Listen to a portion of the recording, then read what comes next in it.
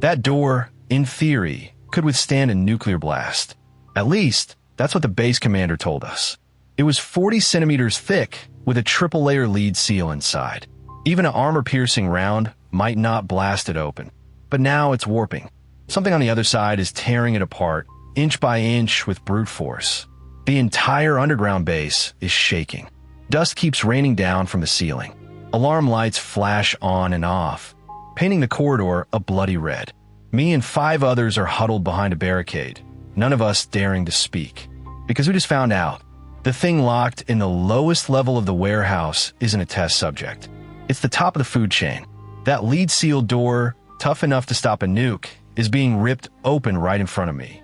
Ripped open, like someone tearing through a soaked cardboard box. The screech of metal being forced apart crawls up through the soles of my boots, into my feet, and all the way to the back of my skull. I'm lying flat on the freezing concrete floor, my ears filled with a piercing shriek that rattles my teeth.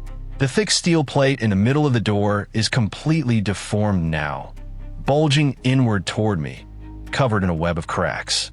Suddenly, 2 purple hooks burst through the door. They're thicker than telephone poles, covered in barbed spikes like fish hooks, each one dripping shiny slime. Those hooks thrash wildly just a few centimeters above my head, sending sparks raining down onto my helmet. I hold my breath, gripping my gun so hard my knuckles ache, watching the gap in the door grow wider and wider. In that instant, the soldier next to me moves. His body armor gets snagged on one of the hooks. I don't even hear him scream for help. I just see him yanked off the ground by that immense force. He's dragged like a flimsy rag doll toward the crack in the door, barely a dozen centimeters wide. His boots leave a black streak on the concrete floor, his fingernails clawing desperately at the gaps between the bricks, but it's useless. From beyond the door comes a sound that's nothing like a human scream. It's the noise of the toughest hardwood being fed into an industrial grinder, a dull, grinding crunch mixed with the snap of metal. Once, twice, my comrade vanishes into that dark gap, leaving only his helmet spinning on the floor. I just watch. I watch as in the shadows behind the door, 3 rings of gray gears spin at lightning speed. Those gears are inside the monster's mouth, each tooth gleaming with a cold light, like a living cutting machine. It has no lips, just a gaping maw that shreds anything that gets close. Sparks still fly, illuminating fresh claw marks on the door. I smell a thick, rusty odor, mixed with something like burning electronics.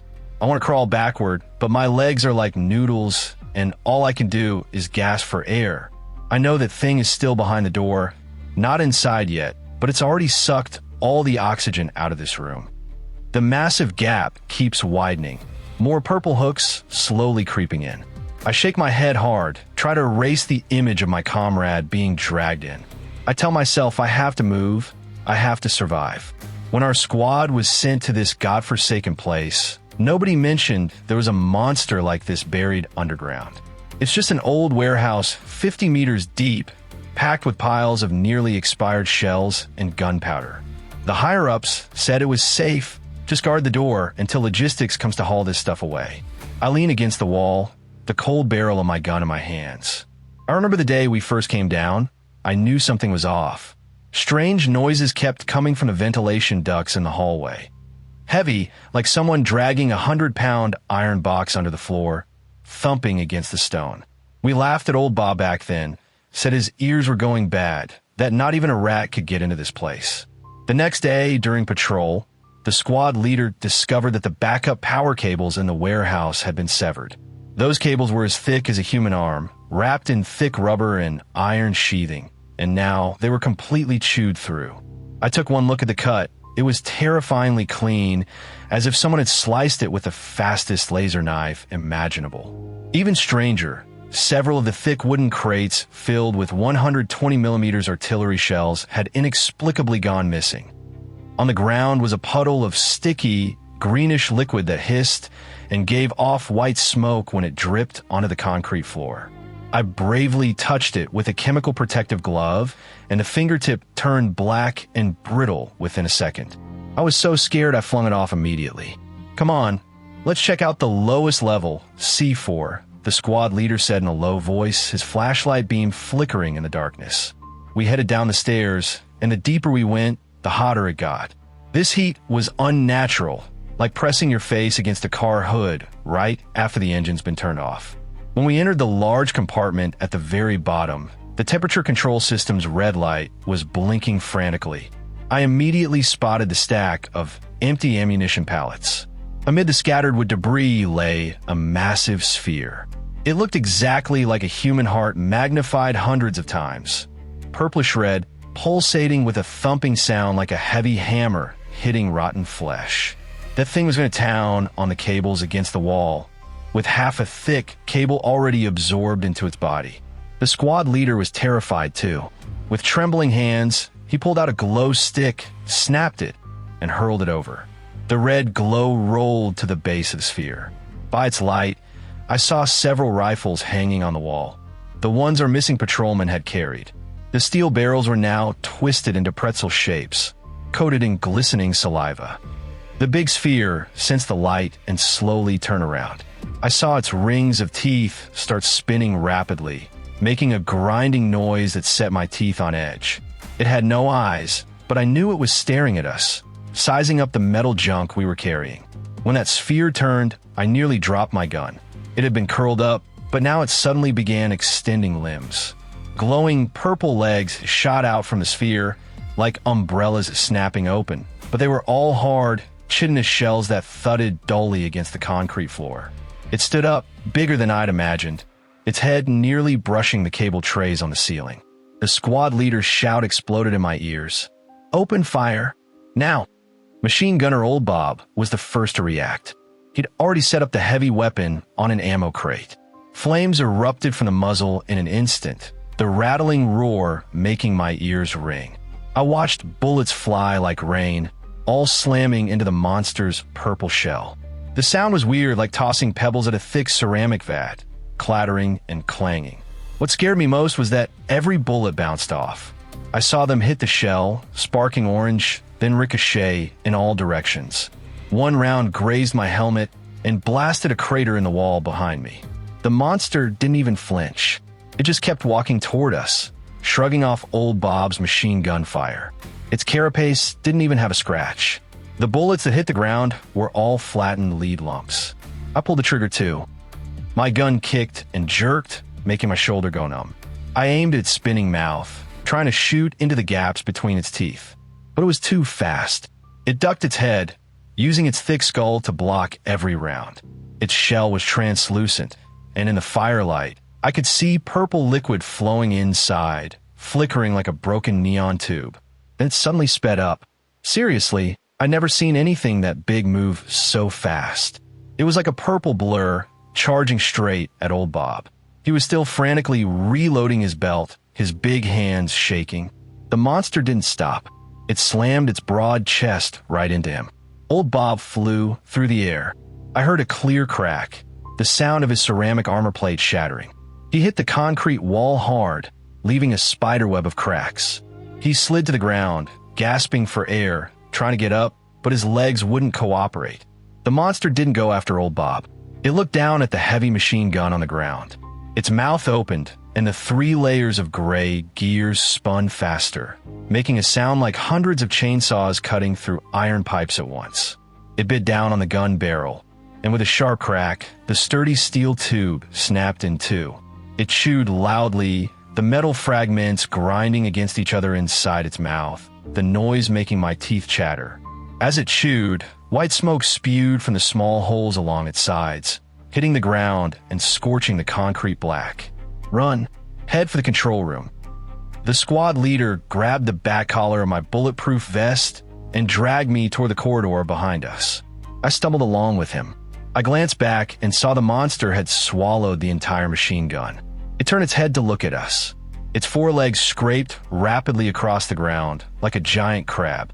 With each leap, the concrete slabs beneath it shattered, sending debris flying that slammed painfully into my back. We burst into a narrow corridor. The walls were made of reinforced concrete, and we figured its massive frame couldn't squeeze in. The squad leader tossed grenades behind him as he ran. A thunderous blast lit up the entire hallway.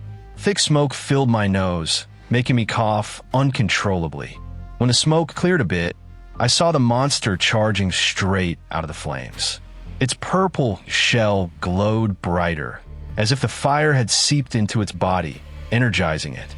One of its jointed limbs swung over and slashed into the corridor wall. That sturdy wall gave way like tofu, sliced open by its barbed hook. The snapping sound of severed steel bars rang out sharply. I ducked into the control room door, and the squad leader dove in right behind me. Together, we pushed the heavy manual iron door, straining to shut it. The monster's hook slipped in just as the door was about to close. It wedged into the gap, churning back and forth. The iron door groaned under the pressure, sparks flying from the reinforced hinges. I braced my shoulder against the door, feeling the force on the other side. Unbelievably powerful, almost inhuman. It slammed against the door in waves, each impact making me feel like my shoulder was about to shatter. The squad leader quickly grabbed a heavy steel filing cabinet nearby and shoved it against the door. We hauled over several more heavy boxes, blocking the entrance solidly. The pounding outside paused briefly, but the sound of claws scraping against metal kept seeping in.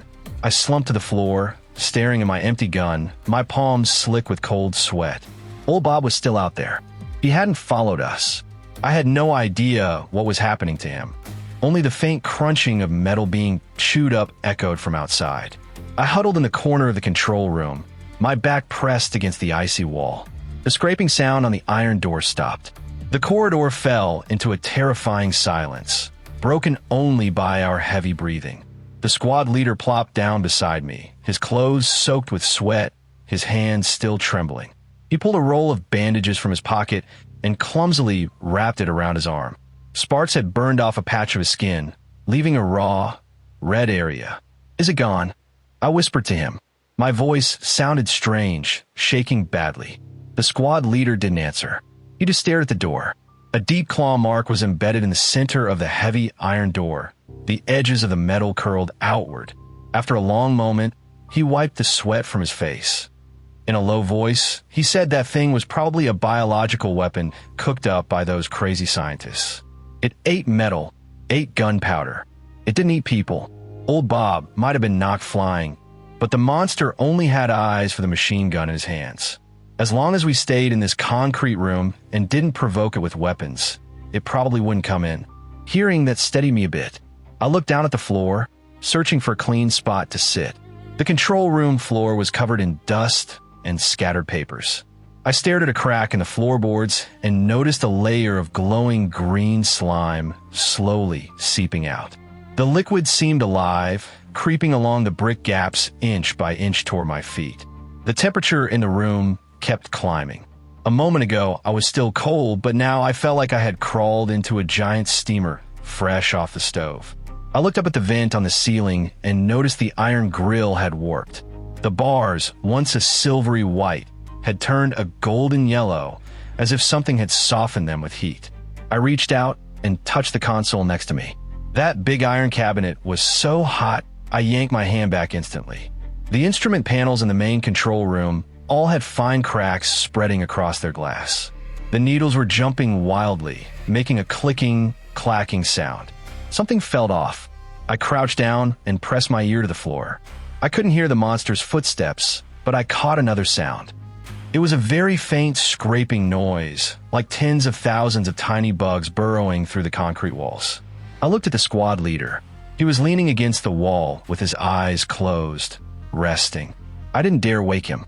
I stared at the iron door and noticed white smoke starting to seep out from under the gap. That smoke carried a strong smell of gunpowder. I rubbed my eyes and saw the heavy filing cabinet behind the door slowly sinking. It wasn't tipping over. Its iron legs were gradually disappearing into the concrete floor, as if the concrete had turned into mud. I realized the ground beneath my feet was getting soft too. I tried to move my foot, and green strands stretched between my boot sole and the floor. It was disgusting.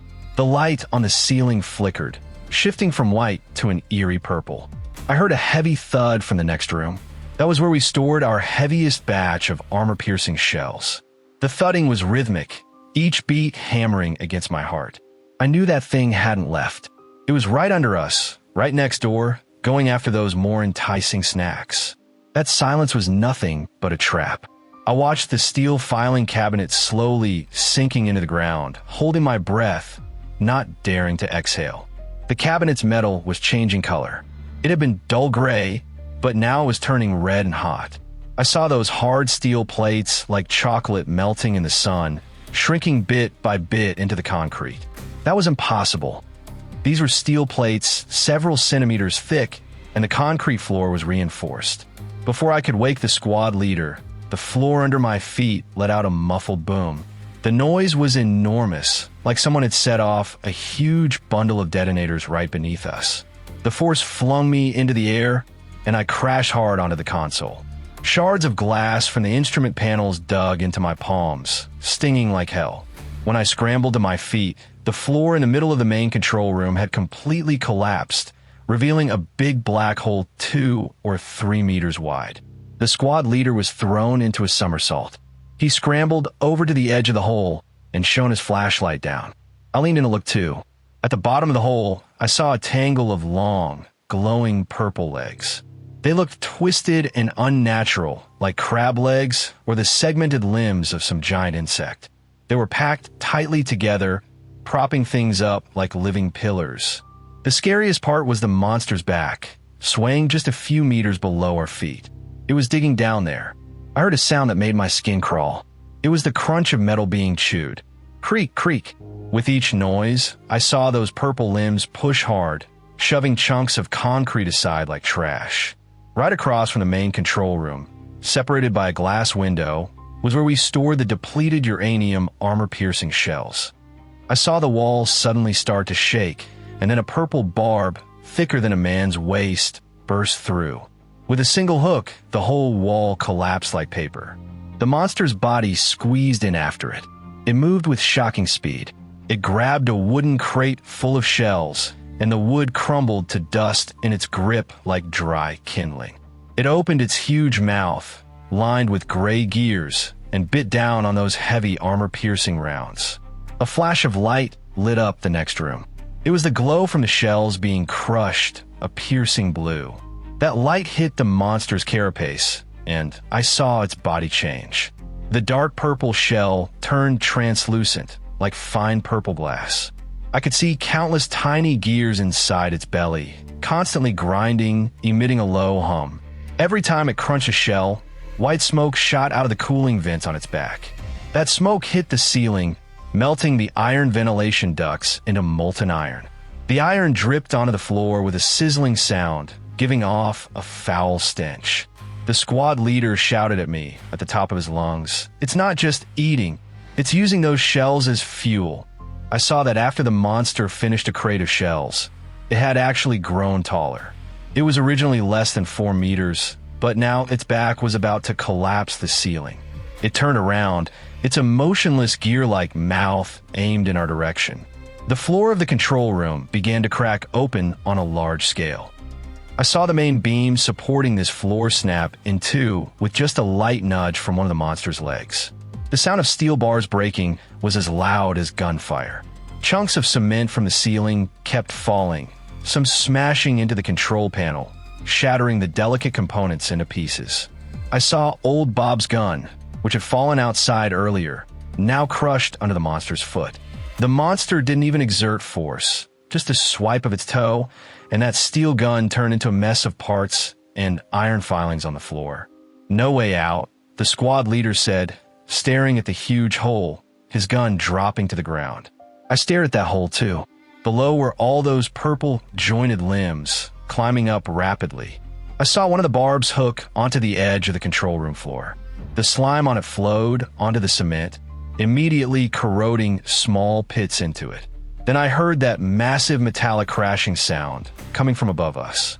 I looked up and saw several bulges pushing through the ceiling. So there wasn't just one of these things, or maybe its legs had spread everywhere. Those purple hooks pierced through the concrete one after another, as if trying to tear this room apart. The floor beneath my feet was getting softer, and I was sliding into that big black hole. I I reached out to grab something, but everything around me was collapsing. The control panel tilted, the walls cracked, and even the door frame twisted into a strange angle. I watched the monster lift a second crate of armor-piercing shells to its mouth. It chewed with gusto, and with each bite, its body emitted a blinding blue light. That light nearly blinded me. All I could feel was a wave of heat rushing at me, singeing my eyebrows. It ate faster and faster, its carapace opening and closing like a bellows being pumped. I saw the long spines on its legs growing longer and sharper. It let out a muffled sound in our direction. Not a roar, but the hiss of a pressure cooker. That sound rattled my chest, and I felt like my bones were about to shake apart. The floor completely gave way. As the floor collapsed, I fell sideways into that big hole. My hands flailed in the air, finally latching onto a broken steel bar, the rough rust immediately scraping the skin off my palm. I hung in midair, with the monster below me still chewing on armor-piercing shells. The white smoke from its back stung my eyes, making them water and burn fiercely. The squad leader fell even worse than I did. He landed directly on an empty wooden pallet, which shattered into splinters on impact. When he got up, he was like a madman, screaming incoherently. He grabbed a spare rifle nearby, didn't even aim, and started firing wildly at the monster's back. The rattling sound filled the air, shell casings clattering at his feet, and sparks from the bullets hitting the monster's shell lit up the area in flickering bursts. The bullets were useless, all ricocheting off the purple carapace into the ceiling. The squad leader kept firing, and when the magazine ran out, he smashed the stock against the wall, jumping and kicking debris everywhere. He threw everything he could grab, his canteen, flashlight, even his helmet. The helmet hit the monster with a clear metallic clang and rolled into the smoking black hole. I was kicking desperately too, trying to find a foothold. I spotted a red iron box of thermite grenades in the corner, used for destroying discarded ammunition at extremely high temperatures. I alternated hands, grabbing onto protruding chunks of cement, inching toward that box. My fingernails were caked with mud and blood, and every movement felt like my shoulders were on fire. The monster chewed through the last armor-piercing round and slowly turned its head. Its rings of gray, gear-like teeth were still spinning rapidly, producing a grinding sound that made your ears want to bleed. It lifted a long leg covered in barbs and lightly scraped it across the cement floor where the squad leader stood. The floor instantly split open with a large crack, and the squad leader, losing his balance, fell to his knees, his gun dropping into the pile of slime below. I finally got my hands on that red iron box. I hooked the handle with my toes and yanked it toward me. I hugged the heavy box tightly against my chest. I saw the squad leader frantically pulling at his hair, curled up into a ball, kicking wildly at the monster creeping closer. The soles of his boots were smoking black from the monster's intense heat, and the smell of burning rubber spread through the room. I opened the red box, revealing a neat row of a dozen round grenades. These things could burn through a tank when detonated. I grabbed two, bit off the safety pins with my teeth, my hands shaking so badly I almost dropped them. I shouted toward the squad leader, but he couldn't hear me. He was still pounding the ground with his fists, his knuckles bruised purple. The monster had crawled right up to the squad leader. Its translucent body glowed with a blue light, and with each flash, the air around us grew hotter. It opened its huge mouth, and the gears inside were about to touch the squad leader's leg. I took a deep breath, gripping the two thermite grenades tightly. Instead of backing away, I charged forward 2 steps and leaped directly onto one of the monster's purple leg segments. The shell was scorching hot. Even through my pants, I could feel my skin burning. I clamped my hands like iron pincers onto the soft flesh at the joint of its carapace. That spot was soft, like purple jelly, and steaming hot. I shoved the smoking grenades deep into the gap, my hands getting slashed by the barbs on the shell's edge, but I didn't even flinch. The monster felt the pain and violently shook its body, flinging me into the air with immense force. I crashed into a pile of high-explosive ammunition boxes that hadn't been eaten yet, the wooden crates knocking the back of my head and making everything go dark. I saw the squad leader still lying there. I scrambled over, grabbed his belt, and dragged him backward with all my might. "Run! Get out of here!" I screamed, my voice hoarse. I saw the 2 grenades I'd stuffed and starting to emit a blinding white light. That was the extreme heat burning through its body. The monster let out a sound like a pressure cooker exploding, wildly thrashing its long legs, tearing the surrounding walls into rubble. I dragged the squad leader toward the only exit ramp, with explosions and the sound of metal shattering behind us. The ramp was slick with green liquid. I kicked my feet desperately, my toes straining to the point of cramping. The squad leader was a bit more lucid now, using his hands to push himself up as we crawled together. I glanced back and saw dark red liquid spraying from the cooling vents on the monster's back, its body melting away. The piles of high-explosive ammunition nearby were ignited by the flames on its body. I saw the ammo boxes starting to catch fire, turning the pitch-black basement bright as day. With my last ounce of strength, I pulled the squad leader over the tallest mound of dirt and dove straight into a concrete pipe. I lay in the pipe, gasping for air thick with sparks. My hands were still trembling, my nails filled with gravel and purple slime. The squad leader collapsed beside me, staring blankly ahead, his lips moving silently without a sound. I fixed my gaze on the ramp opening, knowing the fiercest blaze was about to erupt. My hands gripped the rebar at the pipe's edge, sweat soaking the metal. In that instant, the air in the entire basement ignited.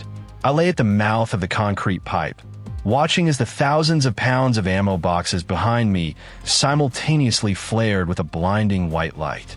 The brightness seared my eyelids, like someone pressing a high-power welding torch directly against my eyeballs. I heard a dull, nauseating roar, followed by a massive wave of heat surging up the ramp. I felt as if someone had kicked me hard in the back, sending me sliding several meters forward inside the pipe. Gravel and clumps of dirt clattered against my helmet, the sound like thousands of people hammering on iron barrels at once. When I turned around, gritting my teeth against the pain, I saw the creature in its full form. It slowly rose from the swirling orange flames. Its eyes had now completely filled the floor, the concrete ceiling above pierced by the dense array of keratinized spikes on its back. Its purple carapace had turned a blazing red, like raw iron fresh from a forge. Its 4 barbed legs had each grown thicker than telephone poles.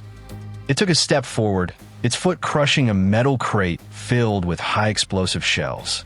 With a crunch, the crate flattened, shell casings scattering beneath its foot like shattered glass.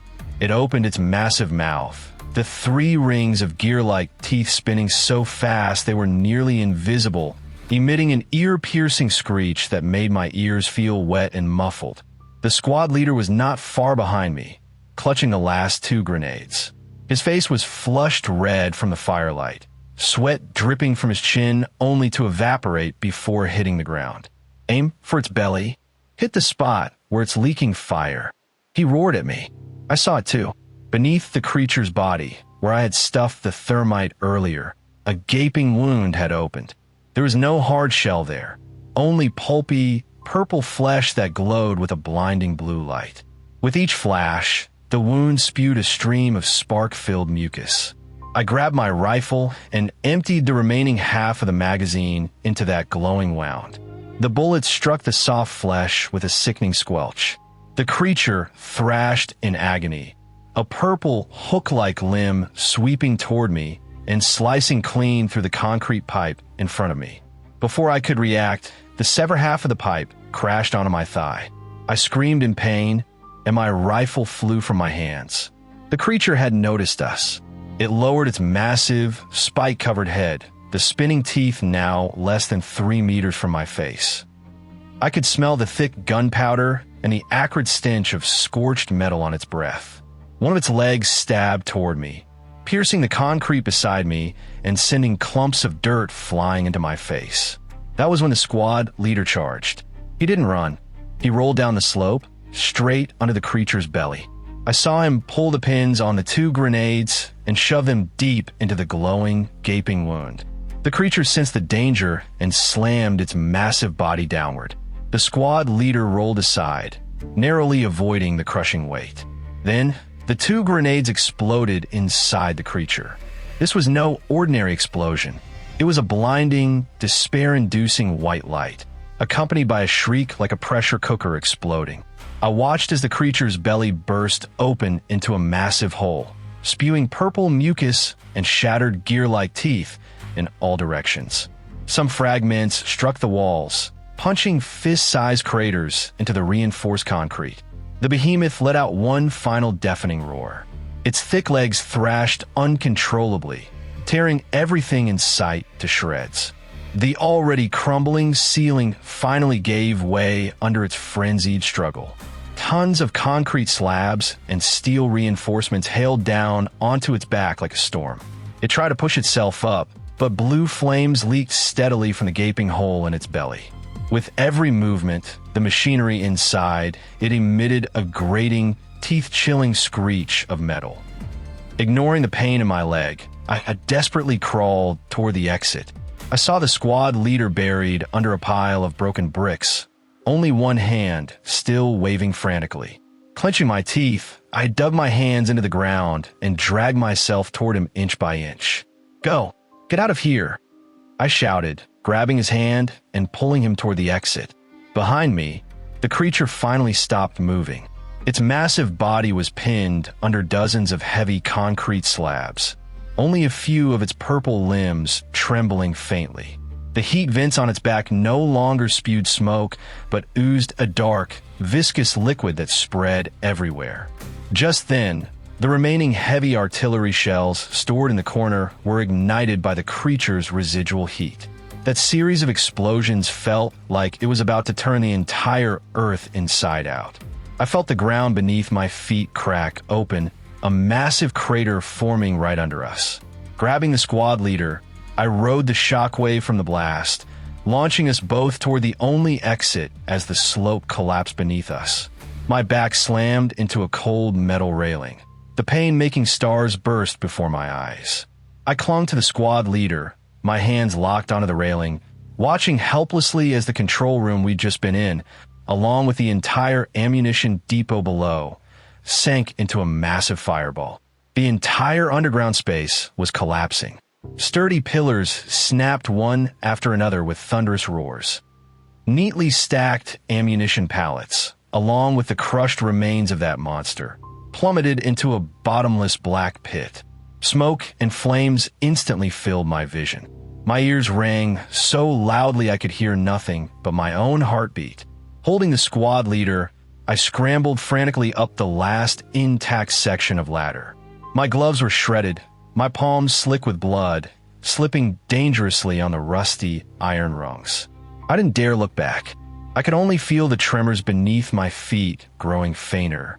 By the time we reached an emergency exit just a few meters from the surface, the explosions below had dulled to muffled thuds. I shoved the heavy hatch open and tumbled onto the grassy ground outside. Dawn was breaking. A chilly wind. I sat on the grass, clutching a handful of dirt-covered weeds. Rescue helicopters circled overhead, their rotor wash making it hard to keep my eyes open. The squad leader lay beside me. A medic had cut open his sleeve, revealing an arm covered in countless tiny holes, as if pierced by countless red-hot steel needles. Bright purple slime still oozed from the holes, instantly soaking through the white gauze. Half his face was blackened by smoke, his eyelashes gone, only his eyes slowly tracking the shadow of the helicopter. I looked down at my own hands. My fingernails were torn, the spaces between my fingers filled with grayish-white cement dust and a few fingernail-sized, glittering purple shell fragments. The fragments were incredibly hard, their edges sharper than a razor, carving deep gashes into my palms. I tried to pick them out, but they seemed fused into my flesh. The emergency exit still spewed black smoke. Several people in heavy hazmat suits surrounded it, sweeping long metal detectors over the collapsed pit. The detectors emitted rapid, frantic beeps that grated on my nerves. A crack in the ground stretched all the way to my feet. Peering down, I could see flames still flickering dozens of meters below in the soil. The earth there had turned into a glossy, glass-like substance, melted by extreme heat and then frozen solid. A black Jeep parked on the slope below. Several people in white lab coats stepped out, ignoring us entirely as they headed straight for the pit. One of them used tweezers to pick up a half-chewed armor-piercing bullet from the ground. The heavy metal was covered in deep, densely packed tooth marks, each indentation several centimeters deep. I touched the back of my head and felt a large lump. A few unused rifle rounds remained in my pocket. I pulled them out to find the bullets missing, leaving only empty casings. The edges of the casings were perfectly smooth, as if something had sucked out all the gunpowder inside. The wind grew stronger. I pushed myself up from the ground, my legs still trembling slightly. In the distance, I saw a broken purple barbed hook nailed into the trunk of an old oak tree. The hook was still quivering faintly, its greenish liquid trickling down the bark, eating away large patches of it into charcoal.